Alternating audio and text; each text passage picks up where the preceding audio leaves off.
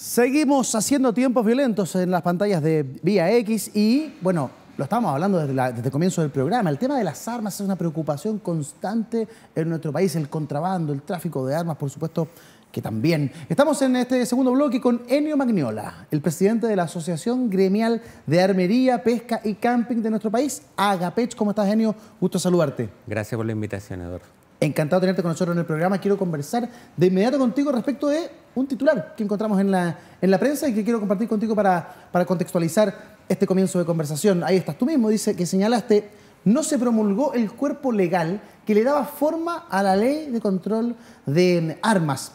La gente que se decide a comprar un arma es por un bien mayor, garantizarse seguridad. Mira, y luego agregaste: hay gente que voluntariamente quiere cumplir la ley y se le dificulta. Una entrevista que le diste a Radio Bio Bio en su momento. Ennio, ¿a qué te referías con esto? ¿Qué está pasando hoy respecto del marco legal en torno a la tenencia de armas? A ver, aquí tenemos un problema político más que nada, que los políticos ven el tema del control de armas como algo antidelictual. Y la ley de control de armas es simplemente una ley registral. Entonces, aquí cuando hay problemas con armas dicen modifiquemos la ley, pero resulta que tenemos dos modificaciones de la ley del año 2015, del año 2022, y no tenemos el que le da la forma y aterriza esos cambios a la ley, que es el reglamento complementario. ¿Ya? En el año 2015, a nosotros y otras organizaciones deportivas, federaciones de tiro, de coleccionistas, asociación nuestra de armería e importadores, se nos convocó a trabajar en un reglamento y se hizo un trabajo profundo en el cual estuvimos más de un año trabajando y se concordó un muy buen reglamento. Y ese reglamento, al final del gobierno de la presidenta Bachelet, quedó listo para promulgar y el gobierno de Piñera no lo promulgó y decidió hacer cambio a la ley. Ya. Entonces, tenemos un desfase de casi 10 años con modificaciones a la ley y no hay un reglamento que aterrice esos cambios a la ley. Por ejemplo, ustedes estaban hablando en el bloque anterior, ¿sí?, de los cursos. Sí, claro. A ver, es de sentido común que si tú compras un auto tengas que hacer una prueba de manejo y tengas un curso, aprender a manejar. Claro. En las armas es lo mismo, que es algo más importante y más detallista que a lo mejor conducir un auto, y eso está en la ley, pero no se ha aterrizado en el reglamento. Entonces, ahí tenemos un primer problema, que no es poder aterrizar lo que dice la ley con la práctica. Ahora, Ennio, me gustaría conversar contigo respecto de las cifras. A mí las cifras me llaman muchísimo la atención. El Ministerio Público ha señalado el Ministerio del Interior ha señalado que 60.000 armas son las que hay en el mercado negro en Chile. 60.000. ¿Te hacen sentido esas cifras? No. ¿Por qué? Porque, a ver, aquí es un deporte nacional dar cifras sobre armas, ¿ya? Anunciar cifras es un deporte nacional. Sí, sí. Pues nosotros te digo, yo he escuchado fiscales que han dicho que el 80% de las armas incautadas eran armas inscritas. Ya.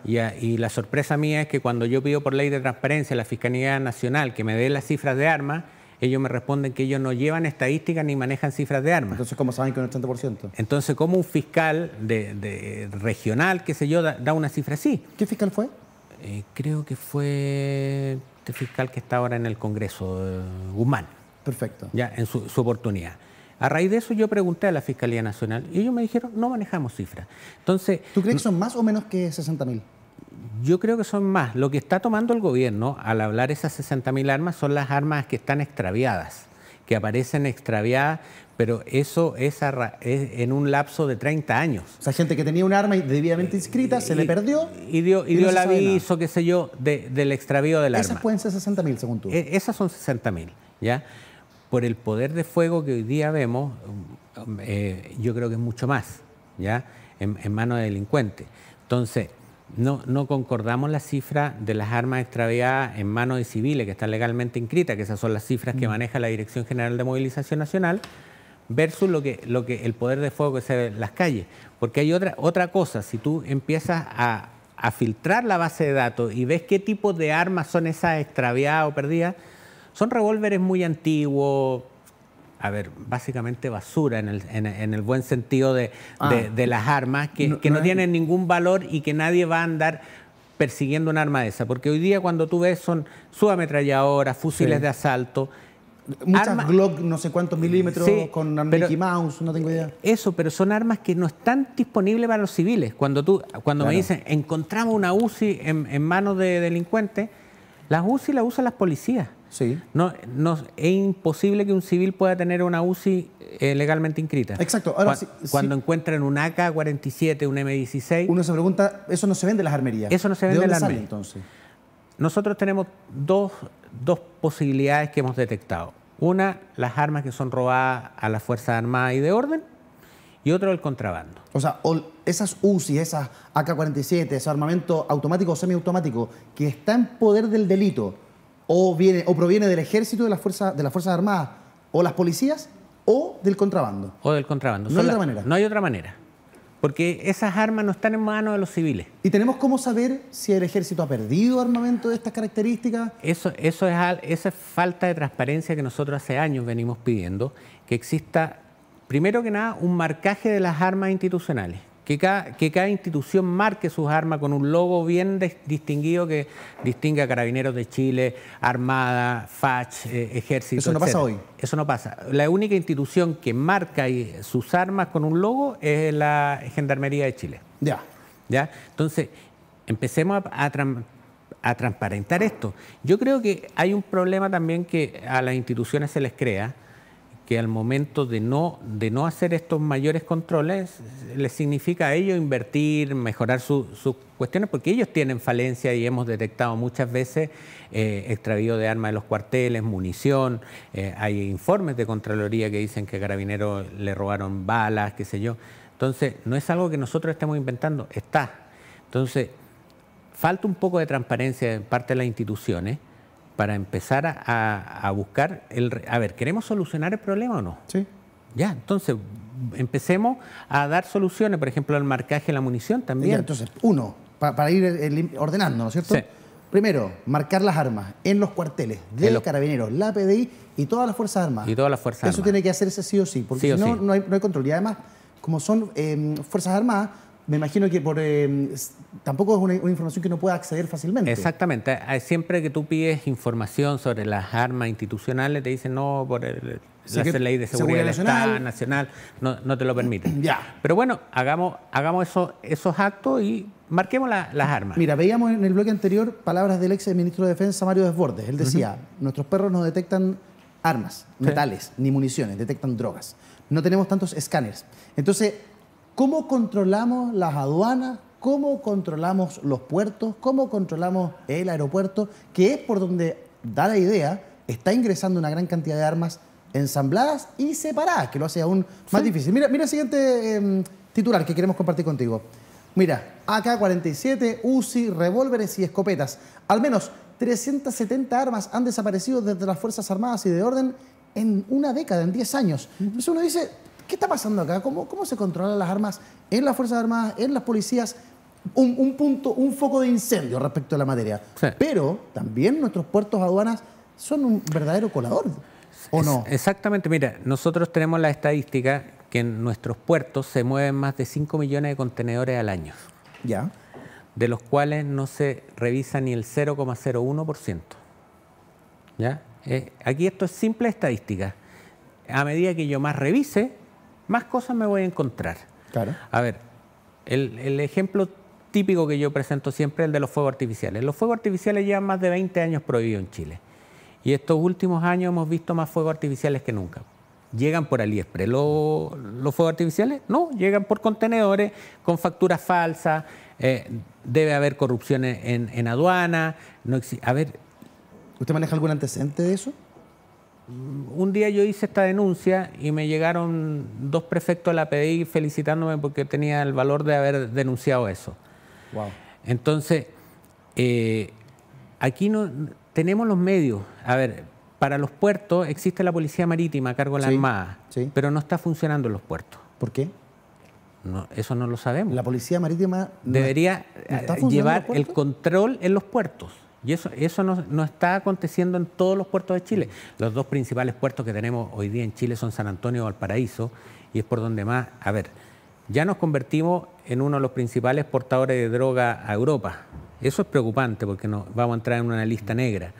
Entonces, ¿por qué no invertimos en más escáner, que se empiece a revisar el 5 o 10% de los contenedores que llegan al país? Pero y nos vamos a empezar a encontrar sorpresas. Ahí tenemos una falencia, un déficit importante respecto al trabajo de aduanas. Aduanas debiese ser entonces la institución a reforzar para poder controlar los containers como corresponde. Exactamente. La Policía Marítima per se no puede abrir un container, lo mismo que la policía, ¿no? Pero la Policía Marítima podría llevar un mayor control dentro de lo que entra y sale en los puertos. ¿Ya? Pero a aduanas se le requiere dotar de mayor personal, mayor tecnología. Ya en el aeropuerto de Santiago está funcionando.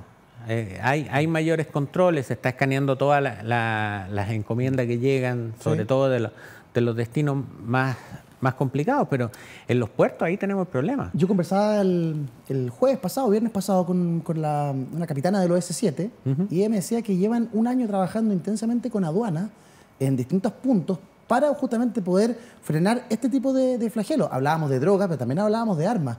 ¿Ese trabajo ha dado fruto a ojos de ustedes? Ha dado fruto, pero no lo que uno esperaría, ¿ya? Yo cuando he hecho estas denuncias, me acuerdo el año pasado en una entrevista hablé de este tema de los puertos, y justo fue cuando saltó el tema de los vehículos con armas en Paraguay, y después a los días encontraron estos fusiles de asalto que venían desarmados desde Estados Unidos. La famosa Operación Texas. Exactamente. Sí. Entonces, lo que he denunciado y los hechos me han dado la razón. ¿Ya? Si no me falla la memoria, esa Operación Texas involucraba un monto cercano a los $500 millones. Sí, sí. Eso es una industria gigantesca. Mire, y el problema es que todo esto que estamos hablando después se traduce en nuestras calles en estas cifras. Año 2019 teníamos un 43% de los homicidios cometidos eran con arma de fuego. 2021 esa cifra sube al 51%. Y entre enero y abril de este año la cifra subió al 60%. Es decir, podemos dar feo a través de los números, inferir que hay cada vez más armas en la calle. Sí.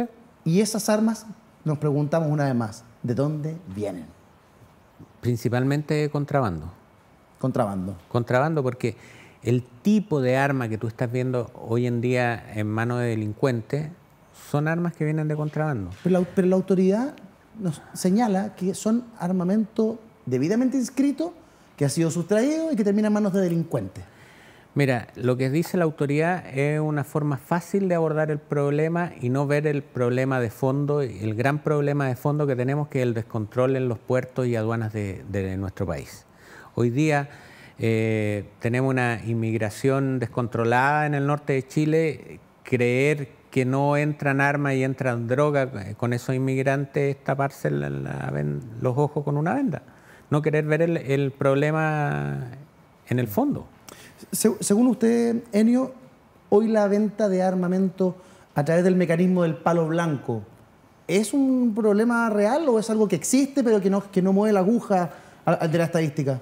El palo blanco me refiero a la persona que tiene los papeles limpios, que va a una armería, la compra y se la vende después a un narco o un delincuente. Hace algunos años fue un problema más relevante, pero para la magnitud de armas que hay en las calles hoy día, yo me atrevería a decir que es irrelevante, porque ya hay mayores controles en ese sentido y de hecho una de las cosas que va a exigir la nueva ley es un certificado de ingreso o de pago de cotizaciones, en el que ya el palo blanco, con ese sentido, si no tiene pago de cotizaciones, no va a poder comprar un arma.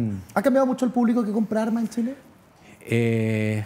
Hay un antes y un después del 18 de octubre.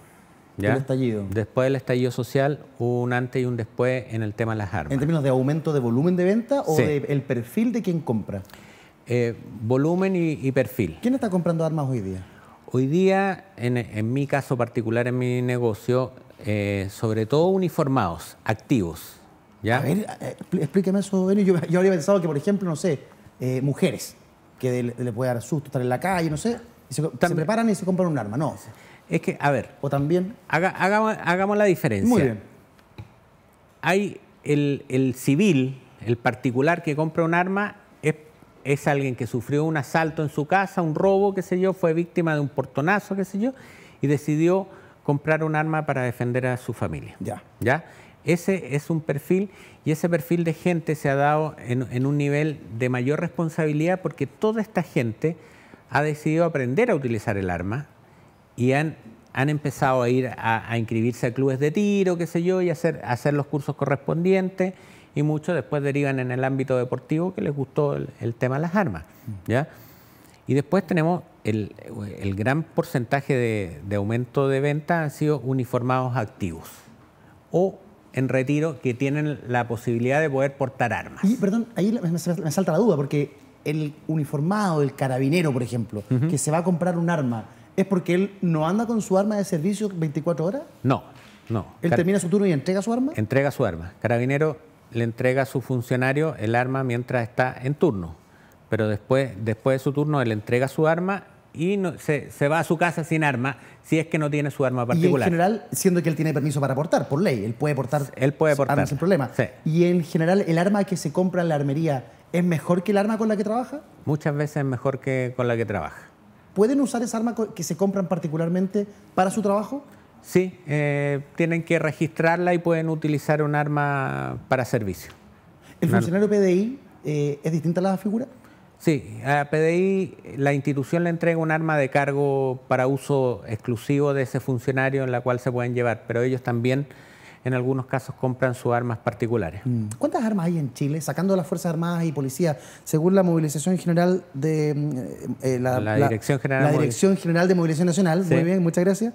Son alrededor de 767.000. Sí. Eso está hasta noviembre del 2022, eso está en poder de civiles. De civiles, sí.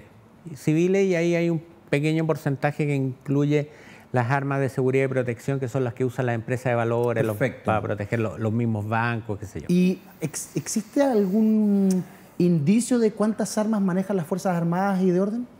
No, esa es una cifra que no conocemos. Uno podría sacarla por la cantidad de funcionarios que tiene cada institución.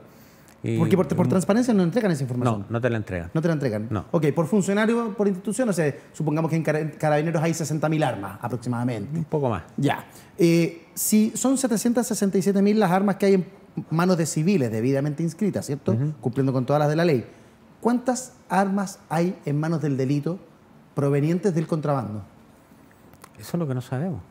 Eso no lo sabemos, es una cifra negra. ¿Y hay alguna manera de cuantificarlo? O sea, proyectar una cifra negra en muchos otros ámbitos. Uno dice, bueno, no sé, en caso de denuncias, estas son las denuncias por este tipo de delito, inferimos que la cifra negra es tanto por ciento. Lo que pasa es que la cifra y lo que uno ve de armas en las calles hoy día está un poco, yo le digo, sucia en relación por el tema de las armas a fogueo que empezaron a modificar, ¿ya?